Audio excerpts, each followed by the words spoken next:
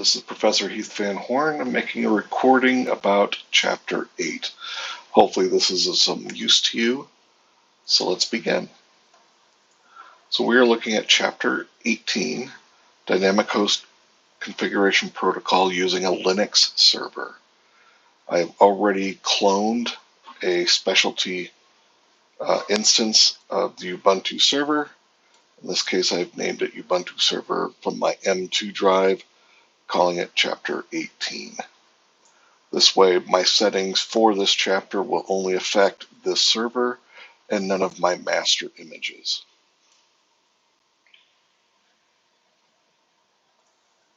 So the idea behind this is that we want to create a very basic network. Here we're using purple, and I'm not going to use any color at all because it's just us. So let's begin. So we're going to build a lab space with an address of 200.200.200.0, and I always label everything because that saves me a lot of clicking later on.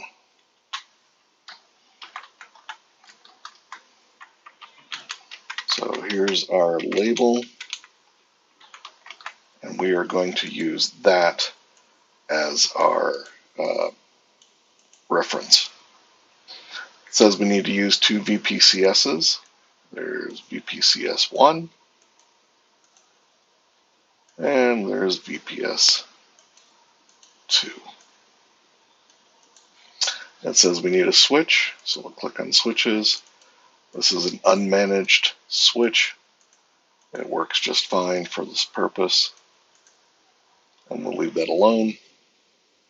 And that says we need a server. So we're going to come over here, we're going to grab a server. And because that title's really long, we're just going to call this the DHCP.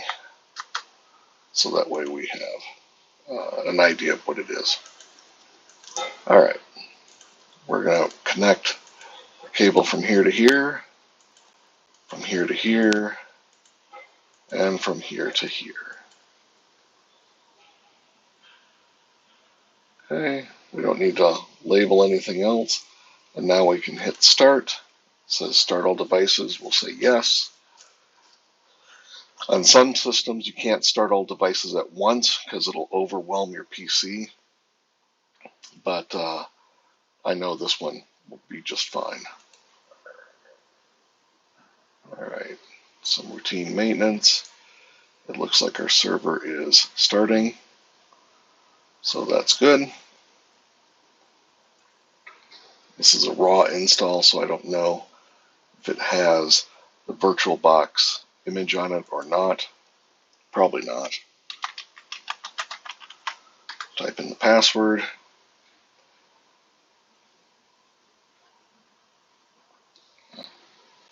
And we'll just let this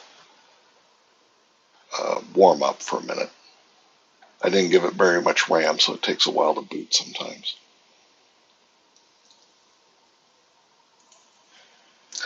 All right. So we do that. It should have ISC DHCP server. We are slowly migrating to the new Kia server. But at the time that this was written, Kia server documentation was very limited. So we continued to use the old ISC DHCP server software. All right. For some reason, this is not coming up. I don't know why. Oh, there it goes. All right. So I'm going to slide this over here so we can see this on one page. We really don't need to see Firefox, so I'm just going to shrink that.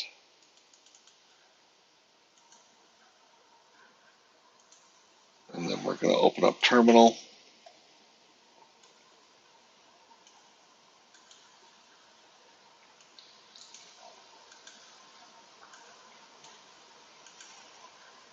People ask me why do we not have a headless server? Well, the problem is that people that aren't familiar with CLI, when they see a blank screen for CLI, they kind of freak out. So we have them boot into something that has windows and icons and they can click on stuff, so that way they don't freak out. All right, so this step, if you follow the directions from chapter 3, I believe it was, to create a Ubuntu server, you should already have this, so we're just going to double check that it is installed.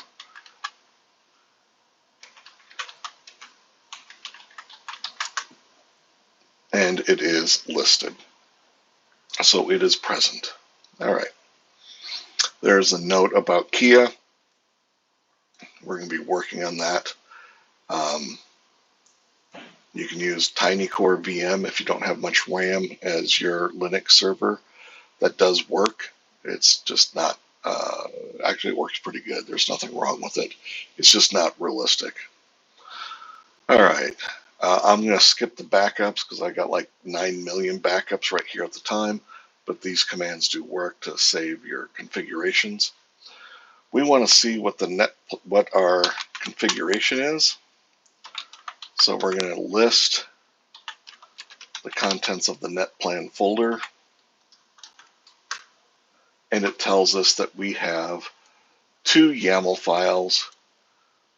The 50 cloud init is the one we want to mess with. The other one we want to leave alone. All right. So I use Vi for everything. If you're familiar with Linux and use Nano or gedit or any of those other ones, you sure can. I just use Vi because when you break into a system, Vi is almost always there.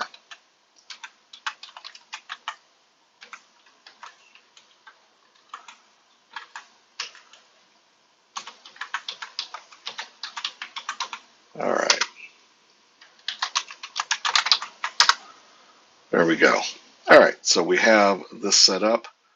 This was obviously set up from another time, but we can make the easy adjustments here.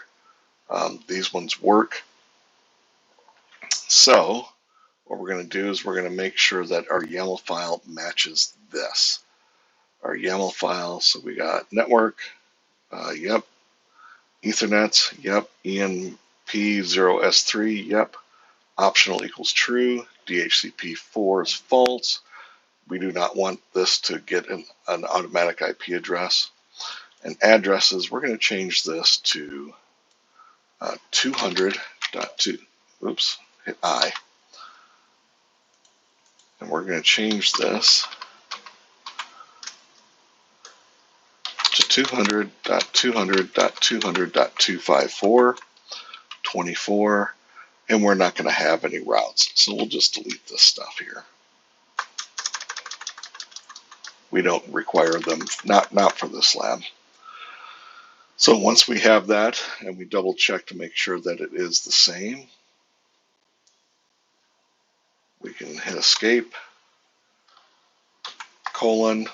W to write out, and Q to quit. All right. So now we do sudo netplan try, and we should have new settings when we do IP-CA. We can see right here that our network settings are right here. So 200.200.254. So our ENSP3, it looks like it's got 2 of them. Doesn't matter. So life is good. We have our NetPlan settings, and everything works. The -C adds color, so it's a little bit easier to spot. If you do it without the -C, it still works. But for people that don't have a practiced eye, it's hard to spot that sometimes.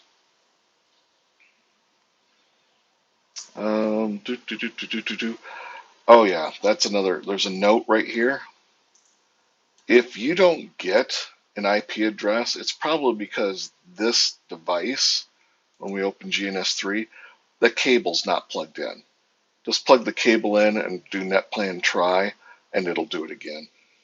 Some devices this happens, some devices it does not.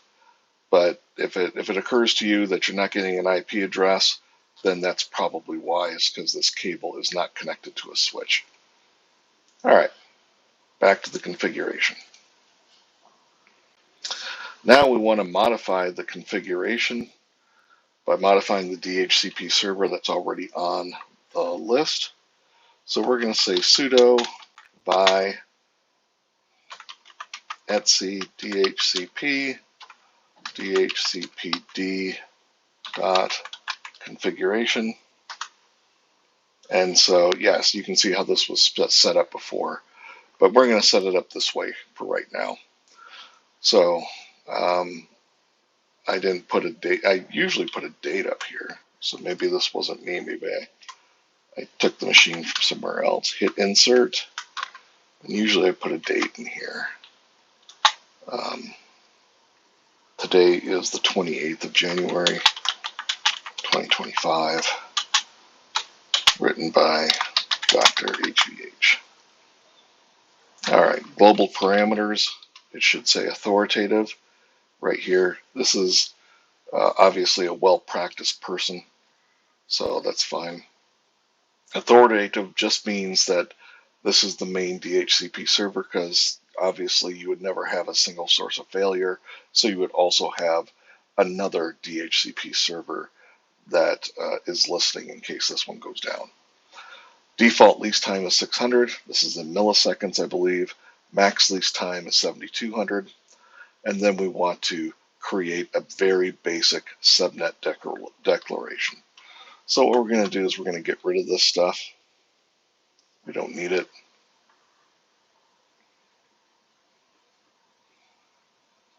Just adds confusion to those who don't know yet.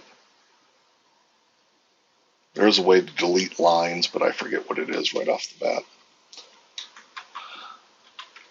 Okay, so we're going to say this is a very basic subnet declaration. When you open ISC DHCP server for the first time, you're going to have about 100 of these lines. Most of them are commented out, and you don't have to worry about them. I obviously deleted this at one point just to make things simple to read. All right, so we're just going to type in exactly what it says here. Subnet. We already know what our subnet is because we declared it in GNS3 right here, our subnet 200.200.200.0. So when we go back to our here, our subnet is that. Our net mask is 24 for CIDR or CIDR, depending on which side of the Mississippi you're on, which equates to 255.255.255.0. Then we hit the tab key. Config files don't seem to matter if it's tab or spaces. So if you want to make it look neater, or if your screen's really small, you can use 2 spaces. And we're going to give it a range. And we're going to say we want you to issue IP addresses between 20 and 250. I'm old, so old school networking guys would always leave a few IP addresses at the beginning and the end, so that way you could have some static IP addresses you could play with if you had to troubleshoot or set up a printer. But most printers nowadays can handle DHCP addresses. Option, we're going to say the broadcast address. So obviously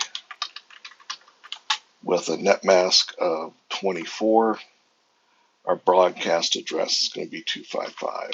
So here we are. Here's our ID, followed by 255, semicolon to terminate the string, and then we need the curly cube braces, if I can not fat finger things. All right. So we have that. Now we're going to save it. Again, it's the same way. We hit escape. You can see insert disappeared from down here in the corner. See, when I turn insert on, insert off, you hit escape to turn off insert, full colon, write out, quit. All right. This does mention that you can delete most of your lines. I mentioned that just a minute earlier. Sudo system control daemon reload. Okay. This is a good idea to do.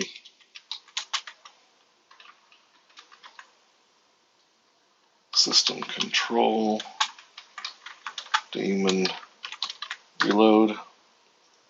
All right, now we want to make sure it's enabled. Enabled means it'll start on boot, so that way you don't have to come in here and turn it on all the time. So system, sudo system control is enabled ISC DHCP server. All right, so now it is enabled. Or it reports that it's enabled. We didn't actually enable it. You would just type enabled here. You'll see that in a second. All right, if we want to start the service, all we have to do is type sudo system control start ISC DHCP server. And then if we want to see the status, you can hit the up arrow and change that to status. Saves you a little bit of typing. And there should be no red on this. Everything should be active. If you get red, you've done something wrong. 100%. Okay? So once this is doing this, you know you're up and running. Everything's green or not red. And now we can go back to GNS3. Pardon me. We can go back to GNS3. And now we can go to our console.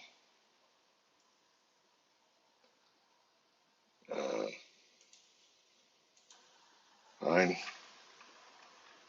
I'll use my school email.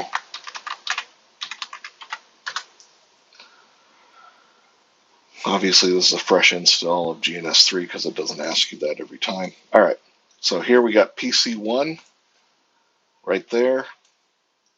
And now we type IP DHCP, and we should see DDDora. And we do not.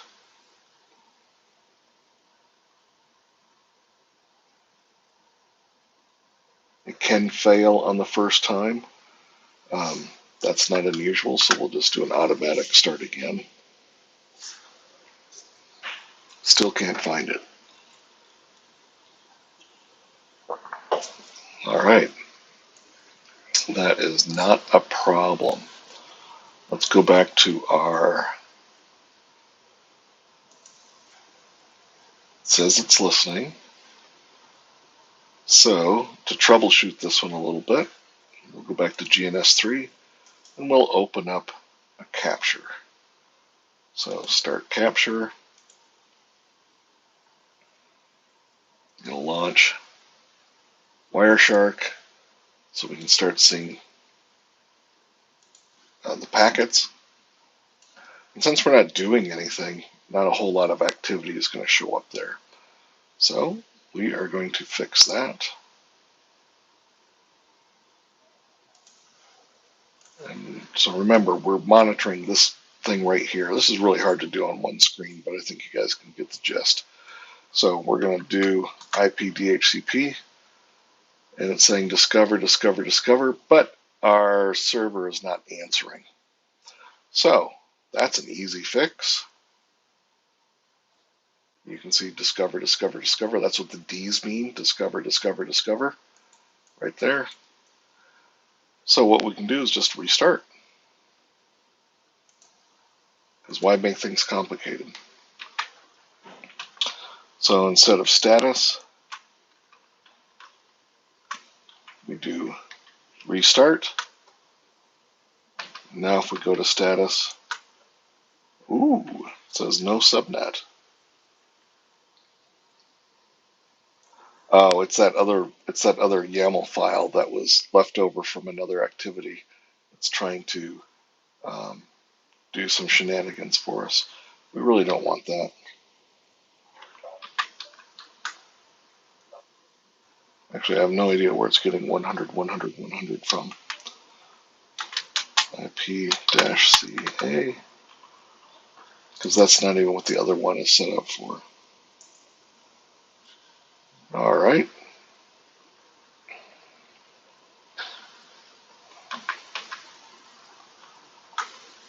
We're going to look at the status.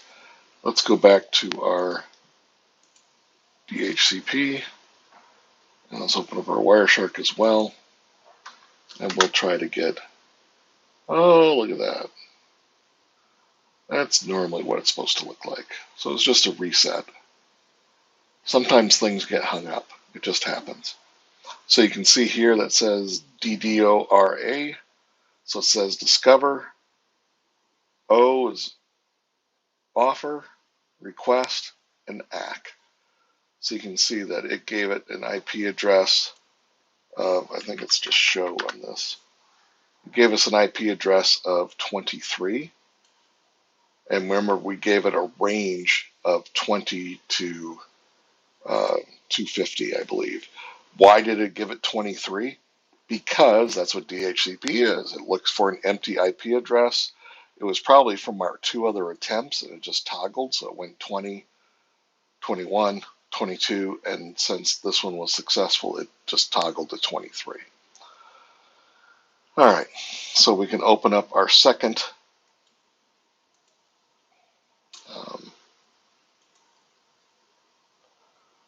we can open up our GNS3 environment.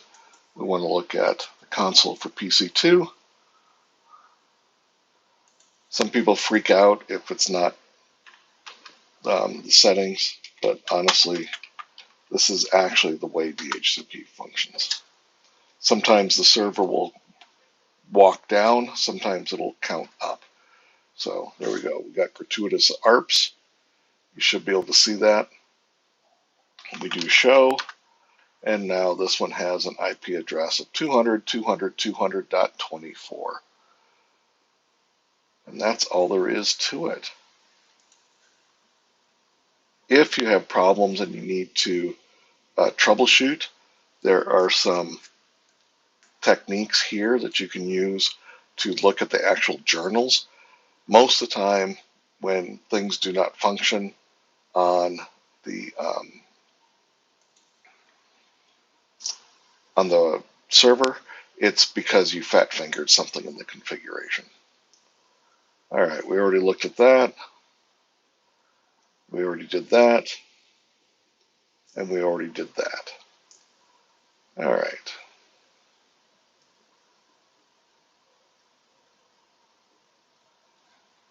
Here is part of the assignment. And the assignment involves, we're just going to close these. And the assignment involves replacing the switch. So if we delete that, and we replace the switch with a hub,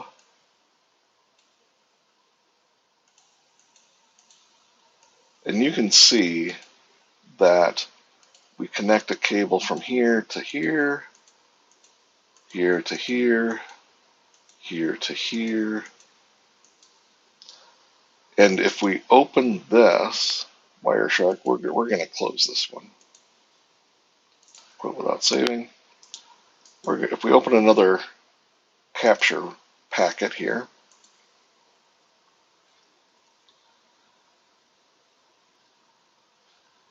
you can see that if we request an IP address from PC2 to the DHCP server, it'll show up on this one. This cable has nothing to do with PC2, but because it's a hub and it rebroadcasts everything, it's kind of fun to watch this. If you've never done it before, it's worth doing at least once. All right, we're going to shrink that down. We're going to open this up. Console. If you get a blank cursor, just hit enter. The machine's there. It's running. It's just doesn't. That's the way PuTTY works. All right, so if we do IP DHCP, it'll try to get another IP address. It'll probably give it its own IP addresses again, because DHCP generally keeps track of the MAC addresses that are used to create the IP addresses, and they'll reissue the same IP address. Doesn't always happen, but it happens most of the time. We do show. Now we know we got this IP address. We don't have a gateway because we don't have any routers. We don't have to worry about that. So as you can see, even though we're monitoring PC1 link, we are seeing the DHCP DORA, discover, offer, request, acknowledgement, and the ARPs all for PC2, and that's because that's the way hubs work. And we didn't see that on the other one.